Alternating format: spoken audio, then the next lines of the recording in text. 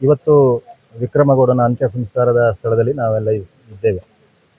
ನಮ್ಮೂರಿನ ಹುಡುಗ ಈ ರೀತಿ ನಕ್ಸಲ್ ಚಟುವಟಿಕೆಗೆ ಸೇರಿ ಈ ರೀತಿ ದಾರುಣ ಅಂತ್ಯವನ್ನು ಕಂಡಿರುವಂಥದ್ದು ನಮಗೆಲ್ಲ ಭಾಳ ನೋವಿದೆ.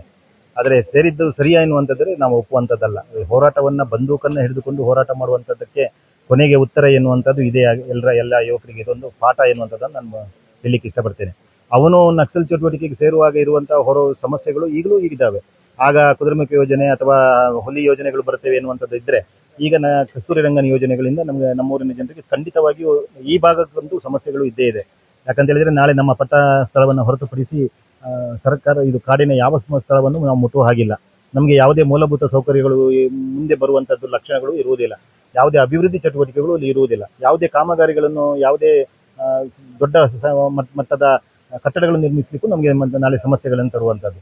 ಹಾಗಾಗಿ ಹೋರಾಟಗಳನ್ನು ನಾವು ನಮ್ಮ ಸ್ಥಳೀಯ ನಾಯಕತ್ವದ ಮೂಲಕ, ಸ್ಥಳೀಯ ಜನಪ್ರತಿನಿಧಿಗಳ ಮೂಲಕ ಎಲ್ಲ ಸಂಘ ಸಂಸ್ಥೆಗಳನ್ನು ಒಟ್ಟಾಗಿಸಿ ನಮ್ಮೂರಿನ ಜನ ಎಲ್ಲ ಒಟ್ಟಾಗಿ ಒಂದಾಗಿ ಈ ಹೋರಾಟಗಳನ್ನು ಮಾಡಬೇಕೇ ವಿನಃ ಈ ರೀತಿಯ ಕಾಡಿನಲ್ಲಿ ಹೋರಾಟ ಮಾಡಿ ಬಂದೂಕನ್ನು ಹಿಡಿದುಕೊಂಡು 4-5 ಜನ ಸೇರಿ ನಾವು ಹೋರಾಟ ಮಾಡ್ತೇವೆ, ಇದರಲ್ಲಿ ಯಶ ಕಾಣುತ್ತೇವೆ ಎಂದರೆ ಅಂತಿಮವಾಗಿ ವಿಕ್ರಮಗೌಡನಿಗಾದಂಥ ಫಲಿತಾಂಶ ನಮ್ಮ ಮುಂದೆ ಕಾಣ್ತಾ ಇದೆ ಅನ್ನುವಂಥದ್ದನ್ನು ಹೇಳಲಿಕ್ಕೆ ಇಷ್ಟಪಡ್ತೇನೆ.